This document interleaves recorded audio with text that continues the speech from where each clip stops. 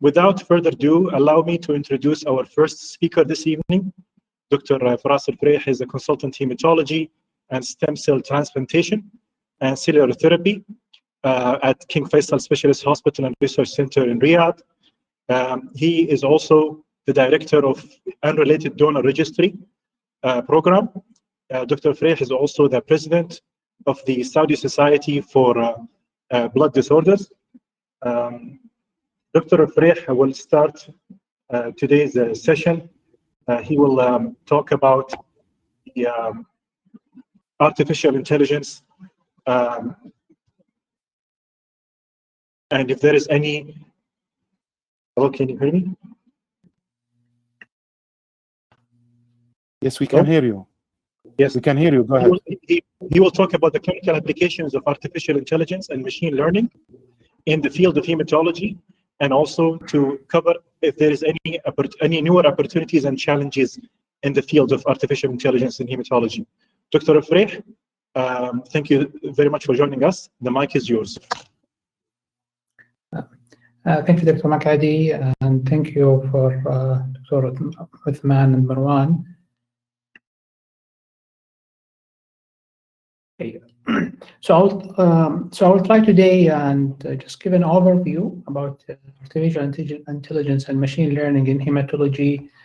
This is very important new field in healthcare, and with increasing adaptation in several subspecialties, including hematology. So this is my disclosure. The outline of my talk is I will start by giving an overview about artificial intelligence and machine learning.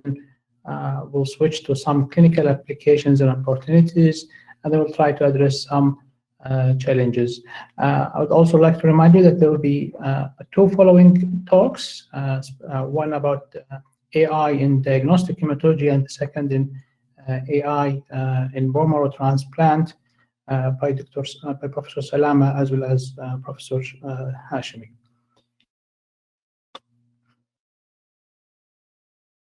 So one of the challenging issues in the healthcare system globally is the increase of global health expenditure per capita. In 2017, the global cost was 7.7 trillion, and it's projected to be more than 25 trillion every year by 2040. Such expenses is a huge pressure on healthcare budget as well as system globally. That's why innovations to tackle this challenge is highly warranted. So one theory that has been studied in the literature as well as in the clinical practice is whether AI can help reducing the global GDP in healthcare system. So this is one study, and it looked at that artificial intelligence potentially can reduce the global GDP by 15 trillion by 2030, and primarily by improving or enhancing the labor productivity and utilization.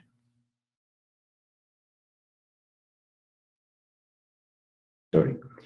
So AI is a branch of computer science where algorithms are designed to perform automated tasks. I would like to emphasize that AI is different than automation. It is a very common misconception.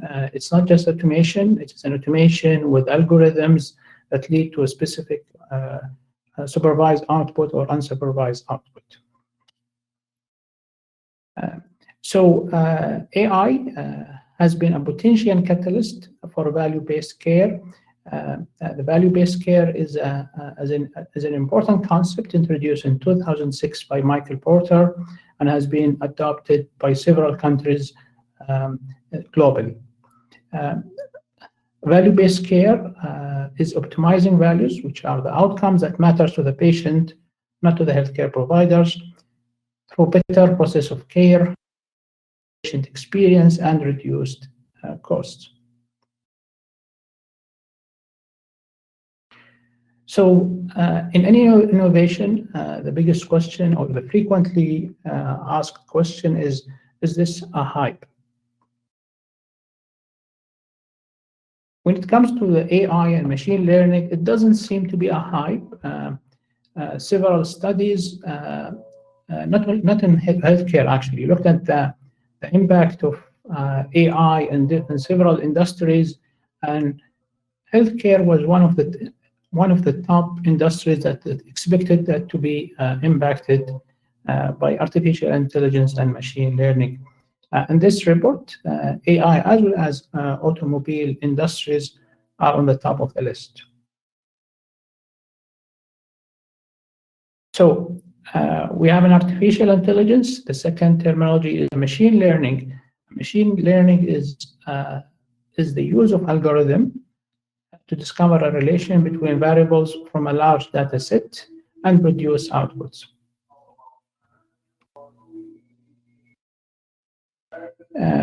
So there are several machine learning algorithms. Some of the commonest are logistic regression, as well as decision tree. However, the most frequently used are support vector machine and K-means because of its value in looking at a large database.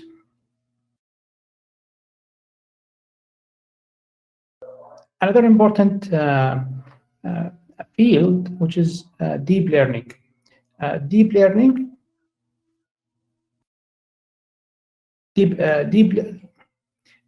is very important subtype of artificial intelligence as well as machine learning.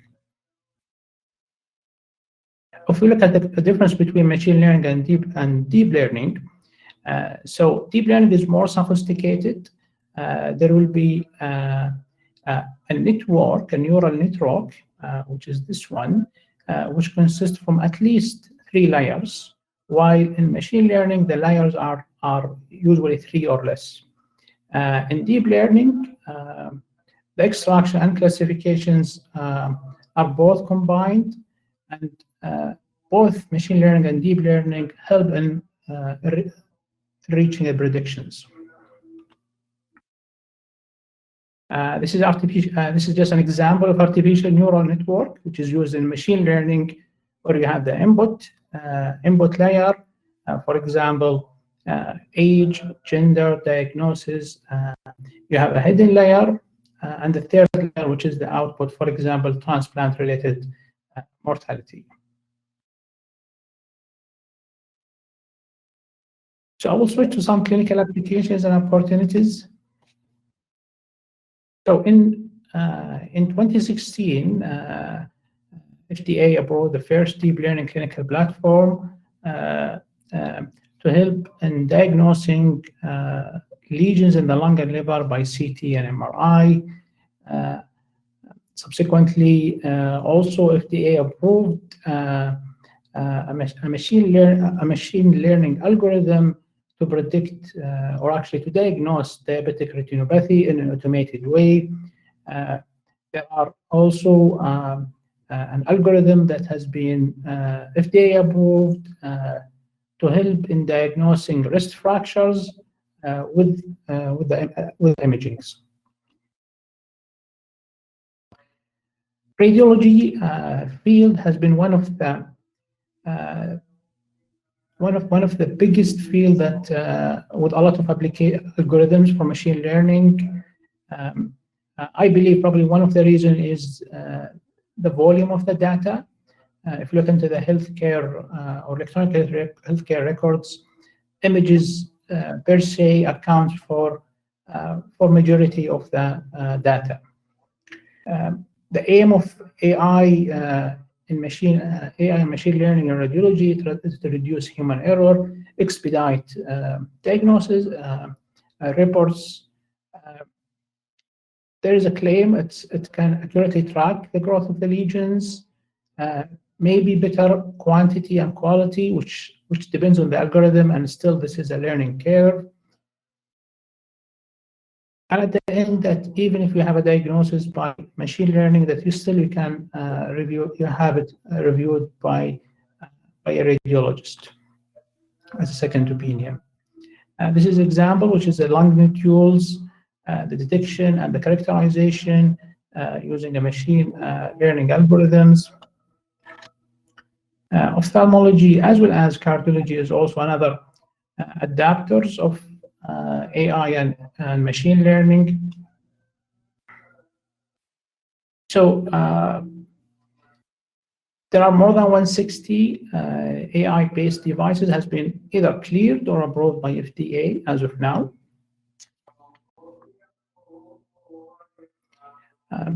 Another important domains that AI can help is in the healthcare system is by reducing the waste when it comes to administrative, pricing failure, accounting and the finance, and also overutilization of resources. So if we look into the overall domains where machine learning can help is either drug development, decision support, warning systems or wearable devices, prognostications, diagnosis, pathogenesis, treatment surveillance. I will not go into details in hematology. I know Prof. Salama as well as Dr. Sharouk will go into the details. However, these are some examples of diagnostic value of machine learning algorithms.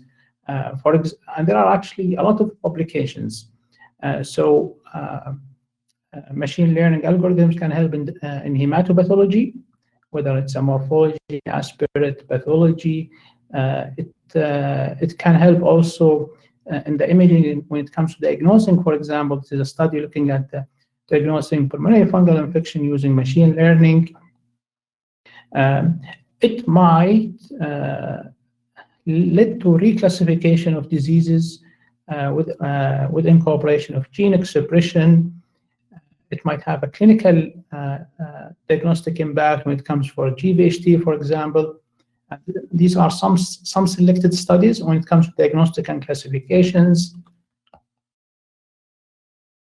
Prognostication, there are several studies that looked at whether it can help in predicting GVHD, acute GVHD, for example, predicting outcomes of treatment, risk of relapse, risk of infection. This is one study looked at risk of developing infection in CLL, and again predicting complete remission with incorporation of gene expression in AML, and identifying risk of relapse in ALL. Therapeutic areas is very important. It can help in, for example, this is a study looked at, and probably Dr. Sharouk will address it more, is that the use of machine learning algorithm to select stem cell donor. Also, it can help in developing new medications by assessing its efficacy. For example, anti-leukemic compound, which the paper was published in July 2020. And it might overall help in selecting the treatment choices and providing the patient the best needed treatment with the better outcomes. So I'll switch to the last part of my talk, which are the challenges. So one important aspect is ethics. So health artificial intelligence ethics is highly warranted. Unfortunately, the available literature addressing this is limited. There are a lot of questions when it comes to how to share information.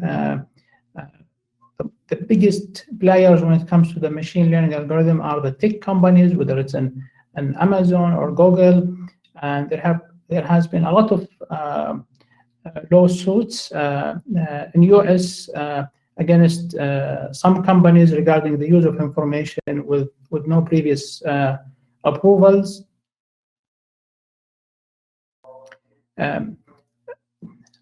Another challenge is actually that the AI, machine learning, as well as the ethics related to this field has to be included in medical education, which is lacking as of now. Quality and regulatory challenges. So it is very important that the machine learning algorithm lead to a needed outcome. So we cannot just take whatever comes as an output from the machine as a granted. We should look at it by skeptical eye, evaluate and re-evaluate. It needs validation, internal and external. It's important, actually. Probably many of you are aware with good manufacturing product. FDA has introduced good machine learning practices, GMLP. And the aim actually is to ensure that a software as a medical devices has a very high quality to get approved. It has to have clinical association, analytic validation, as well as clinical validation to be qualified as GMLP.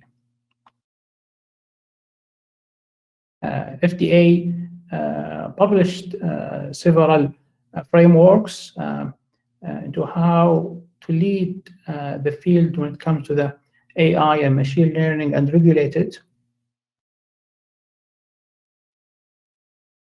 Patient privacy is one of the challenges, and already addressed that.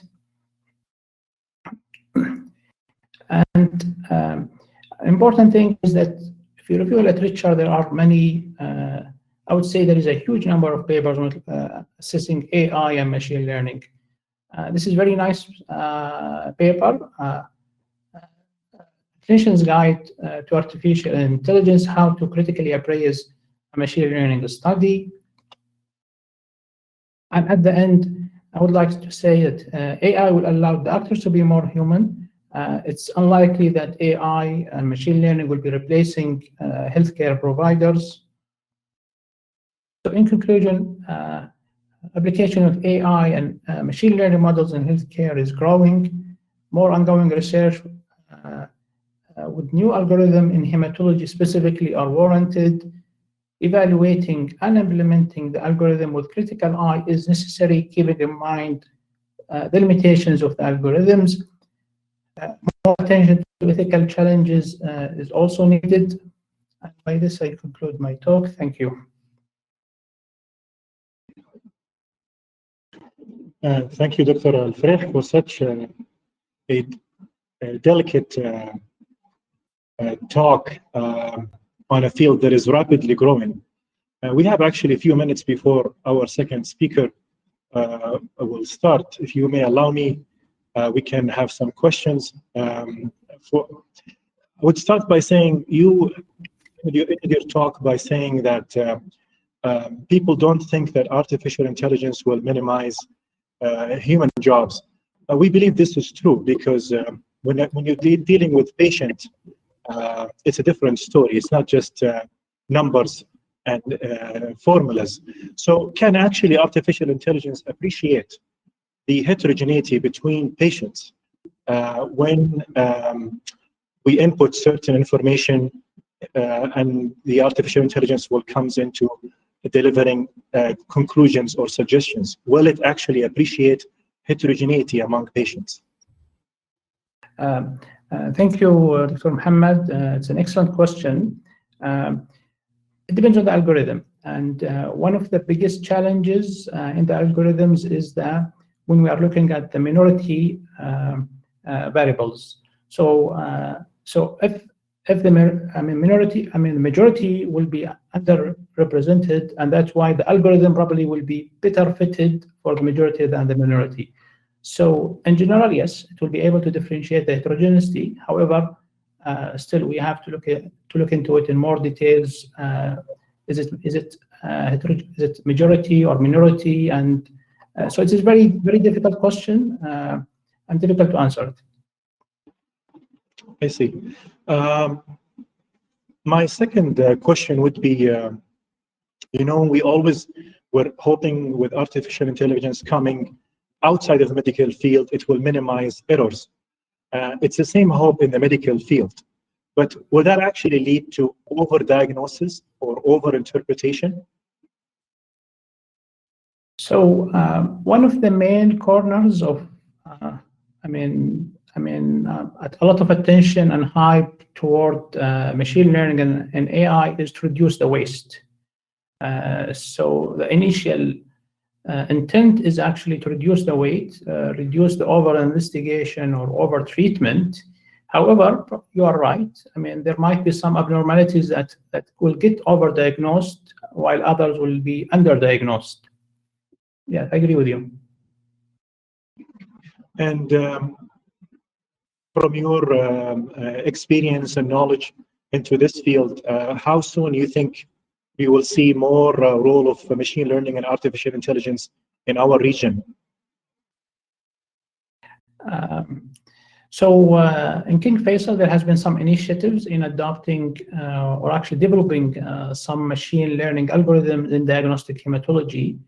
I think diagnostic hematology probably is one of the subspecialty in hematology where we expect a very, very soon adaptation of it.